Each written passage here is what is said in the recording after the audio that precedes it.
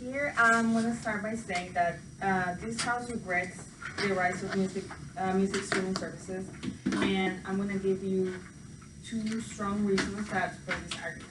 So, firstly, this house believes that music streaming services um, have too much control over artists. So what happens is that artists often don't get compensated enough for their work, and this affects mainly smaller artists because they don't have the enough resources to negotiate with these big companies, big services, big streaming services to agree on a fair amount of compensation for their work. So what happens is that often these artists get paid fractions of a penny, and this leads to less artists to be out there trying to make music because they get discouraged by the low numbers that they can get by doing what they want to do, by exploring their talents and trying to make it out there in the music industry. So what happens is that this leads to a discouragement of a diversity in the music industry because most artists that make it out there are those who appeal to the mass audiences who may not like everything that's available to them. So for that reason, a diversity in the music industry decreases, and this leads to a loss of cultural diversity. So we see that talent that could have been out there and enriching our lives, enriching our culture is lost because of this unfair and unbalanced power between these big streaming services and the smaller artists. So for that reason, we believe that smaller artists should have representation, which they don't get by dealing with these big streaming services, and therefore they don't get a fair share for their work.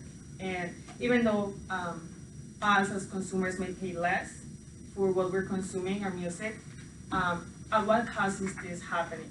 By paying less to these artists, right? And that's not fair for them, and that's not fair for the music industry. Any questions?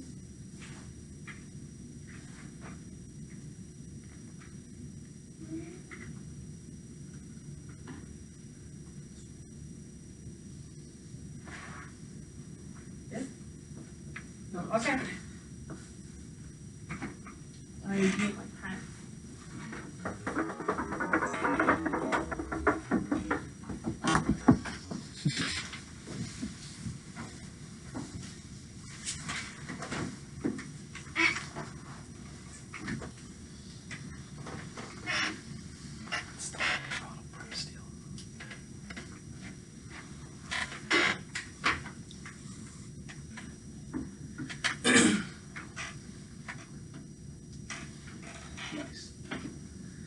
Honorable panel, what open government has failed to do is provide to you what the counterfactual looks like without streaming services. And when we look at what the counterfactual looks like, which I'm going to explain to you, we're going to see why a lot of government's points fall in the round. What I'm first going to do is provide our two constructive points in this round. First, on the artist side and how it's better for the artist, and secondly, on the user side and why it's better for the user. Afterward, with integrated rebuttal throughout, and then extraneous rebuttal as well at the end. So, into our first point about how this helps the artist, right? So the whole point of these streaming services, such as Spotify, Apple Music, SoundCloud, the different streaming services, is that users are able to upload their own music to the sites, right? In some cases for a small fee of uploading the music. What this means is that smaller artists have a disproportionate benefit in terms of gaining more listeners to their material than previously before. Because what the counterfactual looks like is the record industry, right? And selling albums, be it on iTunes or physically, right? Where these different record companies hold a large power and share of the power in the music industry in their hands, and can control what music gets out into the market and what doesn't, right? And so what it looks like, what happens in that world is that a lot of small artists are not able to break through and get their music out there. These record companies are not willing to take a chance on these artists. But when we change to streaming services, and we've seen the rise of streaming services, what happens is that these smaller artists that maybe would need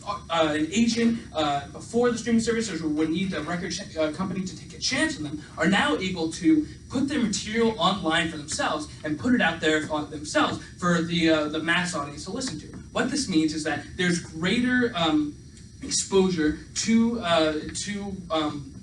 these artists, and that there's no barrier to entry for this exposure, right? Whereas previously you needed like a lot of money to be able to produce it on your own, or to be able to be taking a chance on the record company to invest money in you. Now you're able to just, for a small fee or for free on SoundCloud, put your music out there and hear people listen to it. Right? So that's the first thing under how this helps the artist. Secondly, from this, when you have more exposure and you have more traction, more listens from people racking up and listening to your artist, recommending it to others, Spotify maybe recommending music, your music to users, right? What you see is that people are going to listen to this music if they don't have to pay, right? Because not only is there no barrier, a lessened barrier on the artist side, but there's a lessened barrier on the user side, right? So if the user is now not like forced to pay $10 to listen to an album, or like $2 to listen to a single, and can just pay like $5 for the whole month if they have, if they're a college student, or hop onto someone's family plan or something like that, they're now able to actually, like, just for that amount, listen to as much music as they want.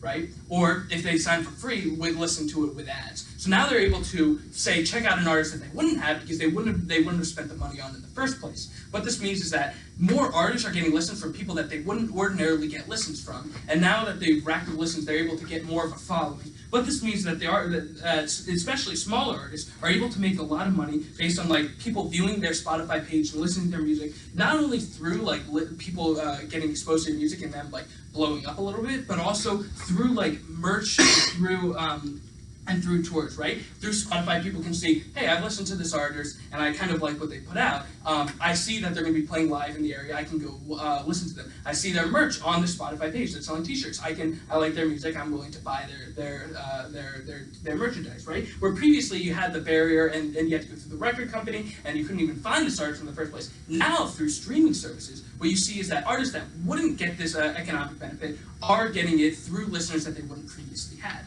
Right? Now to our second constructive main point. Why is it better for the user and on the user side as well? So through the fact that there's a barrier eliminated to listening to music, you see two effects on this side as well.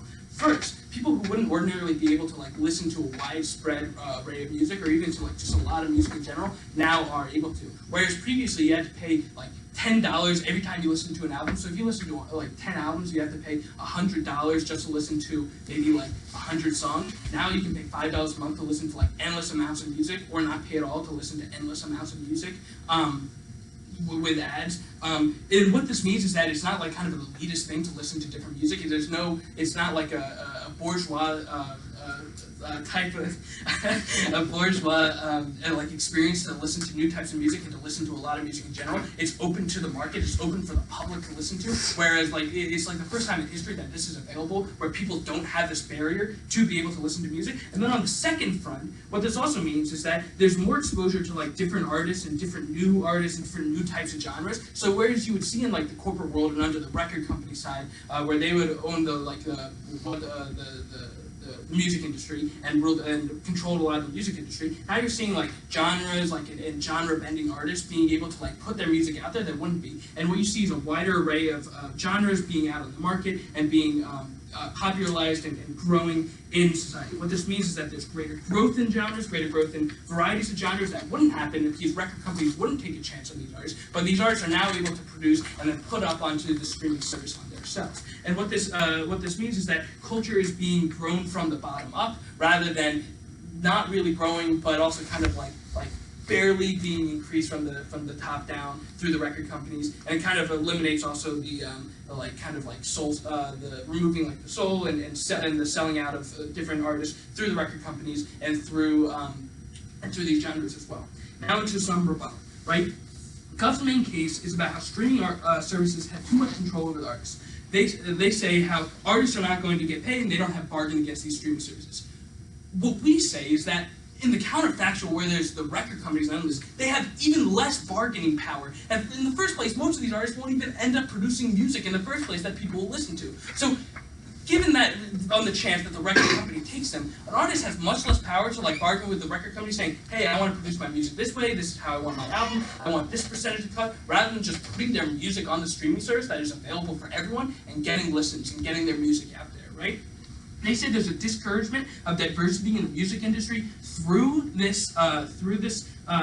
streaming services. What we say though is that through the record companies, you're actually going to get more or less diversity, because most of these record companies are white men who are at the top of society, the 1%, and they are controlling what music's going to be produced, right? Under streaming services, everybody's able to upload their music, and then the mass public gets to decide what is going to be accepted by society and what's going to be popularized and what's not. For all these reasons, we are proud to oppose. Thank you.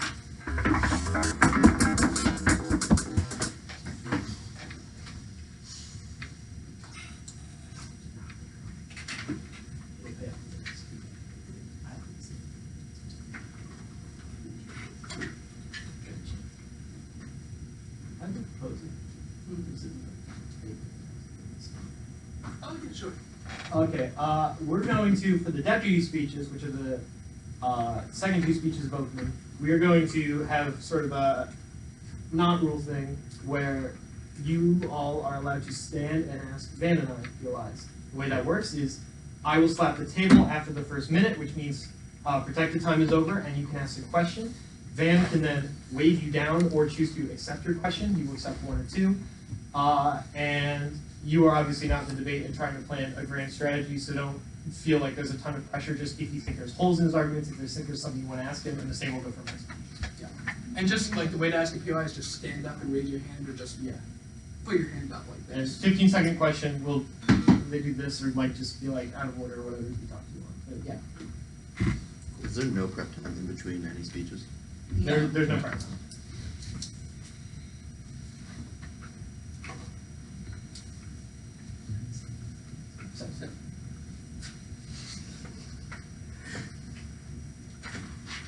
I think there's been a mischaracterization of the relationship between artists and record institutions and artists and streaming services so far in this round, especially on the opposition side. So I think what the reality of this is, yes, artists do have the ability to upload their own music under the opposition side of the house, where you can just directly upload the streaming services.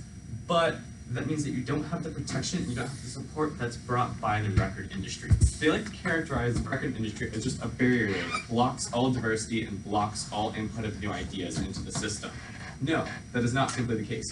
The record industry has a vital role within this, and actually part of that vital role was specifically mentioned by the opposition side when they said that record industry invests in artists. And we think that is an essential part of the music industry. It's that the artists get the investment and they get the support and they get the backing of that record industry, which protects them.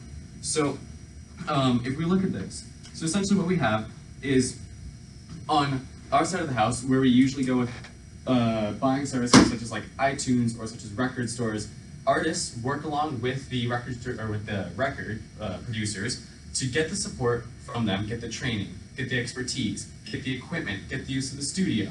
And that cost first burden falls upon the record industry, and then they bargain with the main sellers of music, such as iTunes or a record store, and then get the record put on sale, and then therefore the artist gets paid. Under the streaming services, what you essentially have is make it or break it from the artists themselves. So the artists have to go out and purchase all the equipment themselves and pay for everything up front themselves without any guarantee whatsoever that they're going to be financially successful. So instead of all the risk first falling on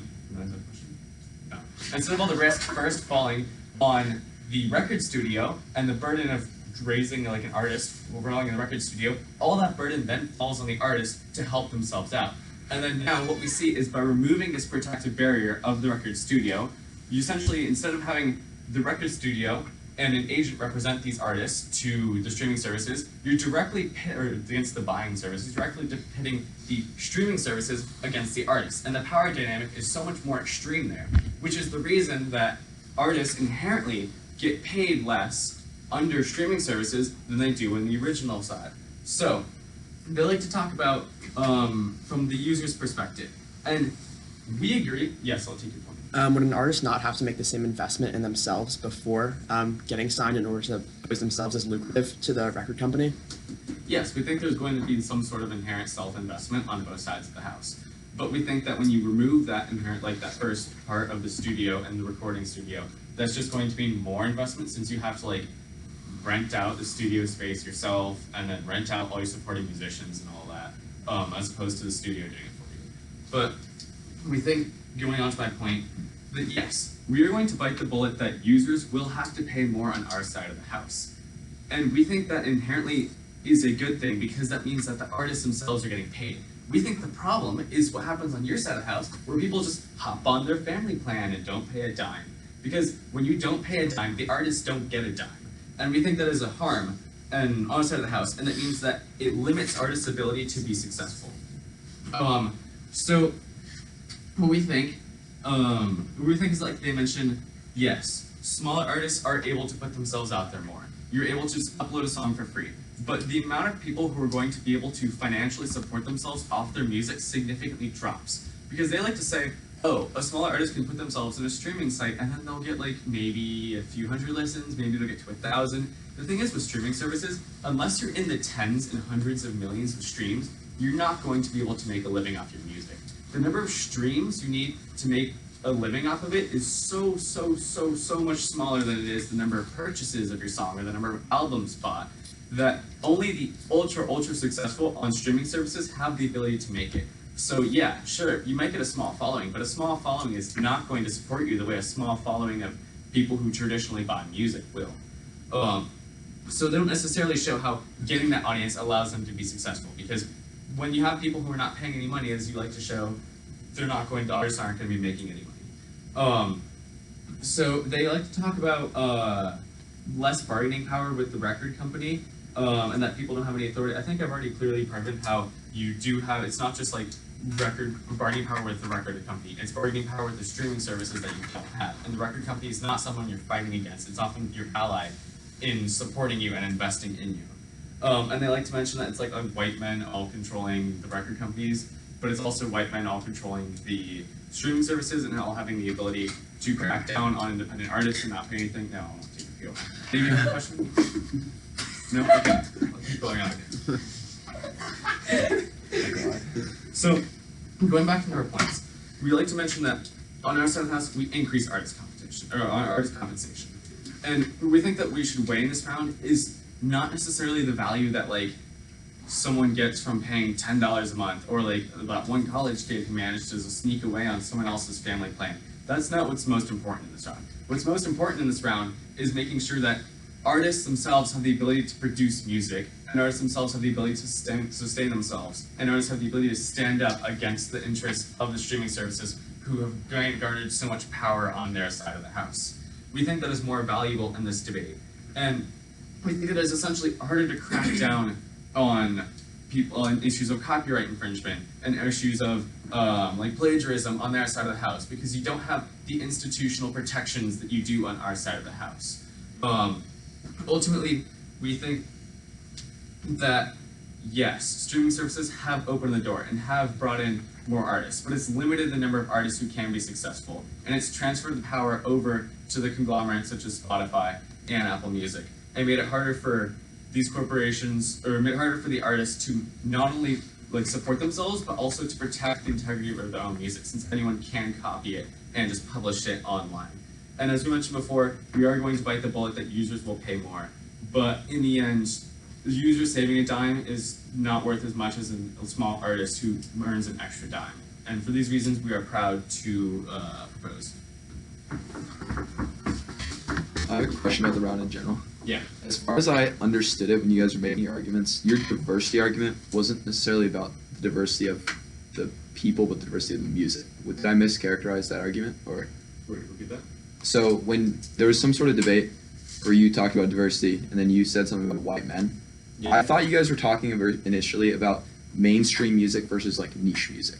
Are you talking about like white people versus like Both. It'll become a little clearer. Okay, yeah, because I feel like not all record. Because Yeah, what, sometimes those two things are tied together. It'll become much clearer in the speech. Hopefully. We'll find out, I guess. he's about to get blast.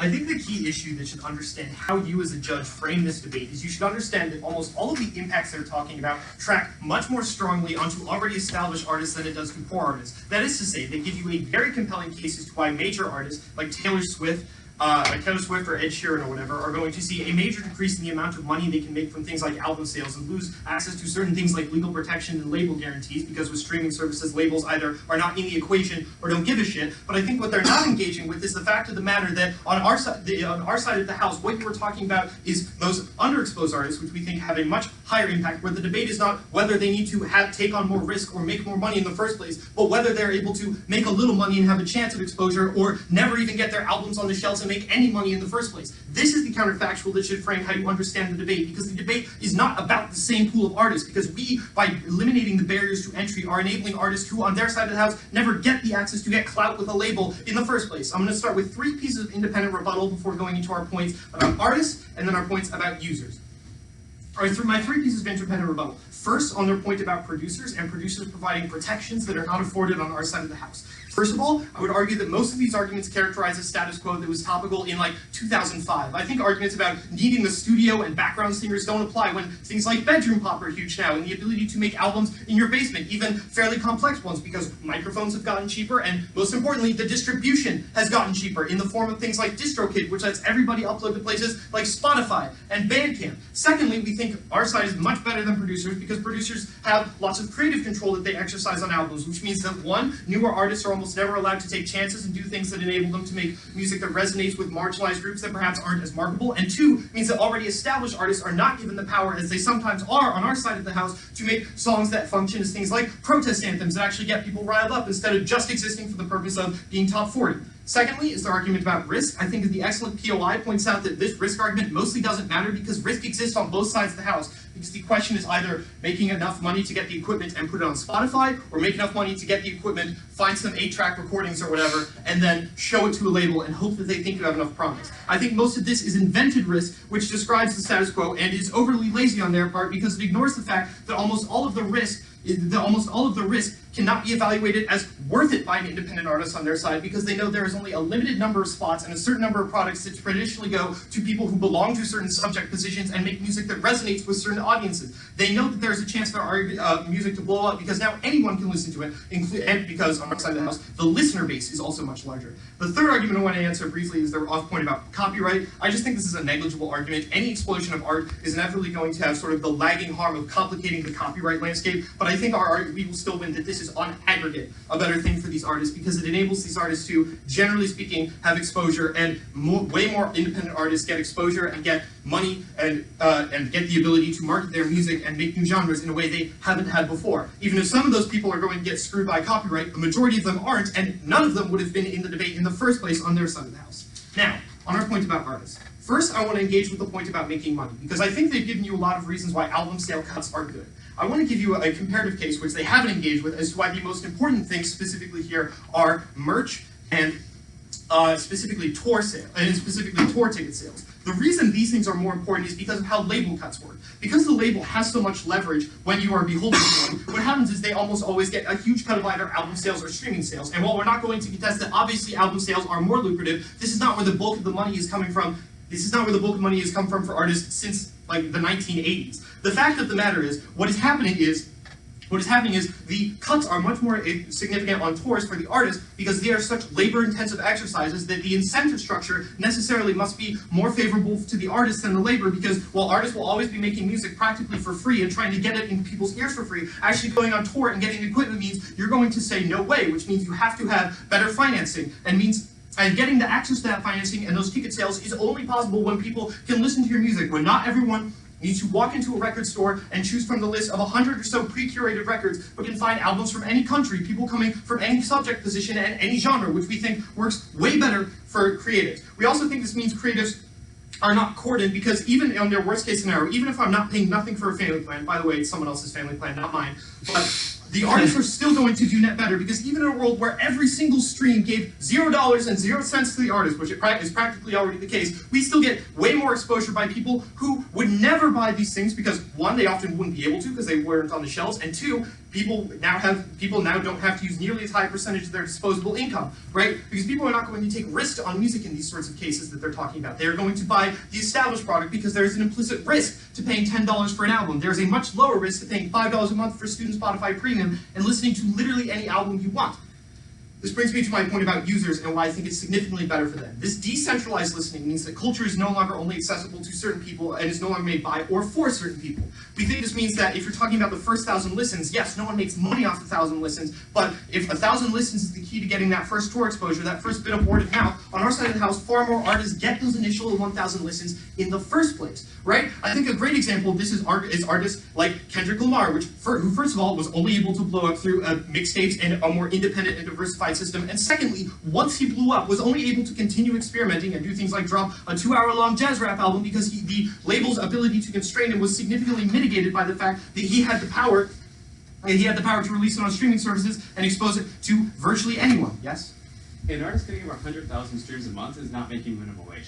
How does an artist sustain themselves between the time they first start playing music until you're all of a sudden assuming they can make a whole life off of just merch? Okay, I think music, as long as we don't have like enough social safety nets, is never going to be a good investment on like wholesale compared to, I don't know, working in insurance or whatever for the vast majority of people who do it. This, however, now means that music is not only available to people who are the children who have pre-existing safety nets or the children of record label executives. It means that anyone is able to, as long as they have the ability to do some bedroom recording, have some spare time, and shell out a little bit of money for microphones and DistroKid, get that minimum threshold level of exposure. Because 100,000 streams does not mean minimum wage, but it means merch sales, it means tour sales, which is statistically much better for them and get them that sort of access, which means that now artist voices are not only coming to us in the form of candy-coated pills, but rather means that Kendrick, who in 2008 probably would have been constrained by the label to making pop rap dance tracks with Pitbull for the entirety of his career, is instead able to do things like release songs like All Right on his seemingly controversial album, which ends up becoming a massive protest anthem and giving people voices who were previously not viewed as marketable. Because believe it or not, whether or not you believe that every record label executive is a white man or not, the fact of the matter is only our side enables them to stop having the creative control and let the public issue its voice so that culture leaks from the bottom up on both the artist and user side. Proud to oppose.